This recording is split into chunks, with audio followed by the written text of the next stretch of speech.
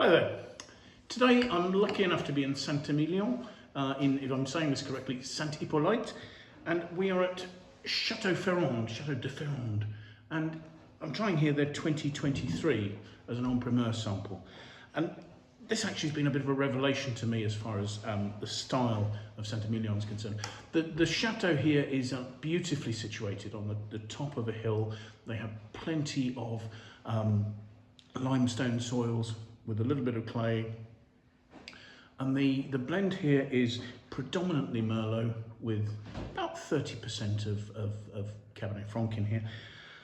And the wine has a lovely vivacity. Looking at it, it's got a fantastic depth of this purple-red colour. And if I swirl this, I mean, this is a young wine, it's still in barrel, but it's staining the glass, and there's such vibrancy to the purple colour.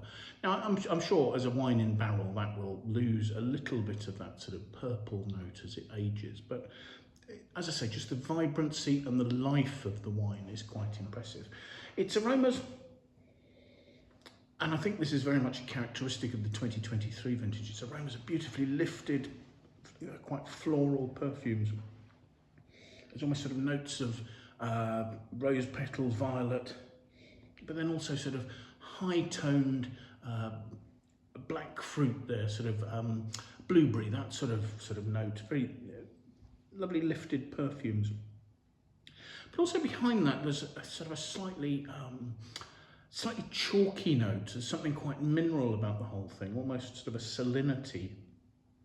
And I think you're starting to see a lot more of that in Bordeaux's wines at the moment. So let's have a taste, shall we?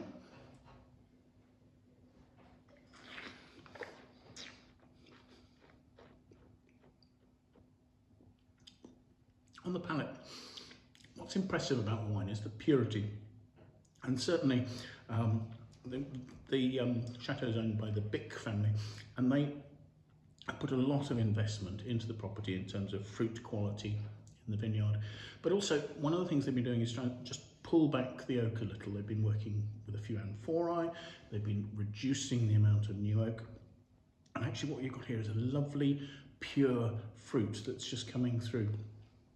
It's got a very fine, almost chalky nature, quite saline note to the tannins. But there's such good freshness that it's giving it a lovely, long, juicy, almost black cherry, certainly black fruit finish. This is not a hugely concentrated wine, but I think its freshness and its vivacity probably means that it'll age really quite well over the next sort of certainly 15 years, maybe longer. But at the same time, it's going to be a wine that's going to be so lovely to drink in that meantime that I think it will sit very nicely in people's cellars. So thank you for joining us. I hope you've enjoyed the tasting. If you have, do please press like and share. Do consider signing up and following us on YouTube. It would be fantastic to have your support. And if you have any comments or anything regarding the en-primeur, the wines we're looking at, or the tastings we're doing, please leave the comments in the box below. But thank you for watching. I hope we'll see you again soon. Bye for now.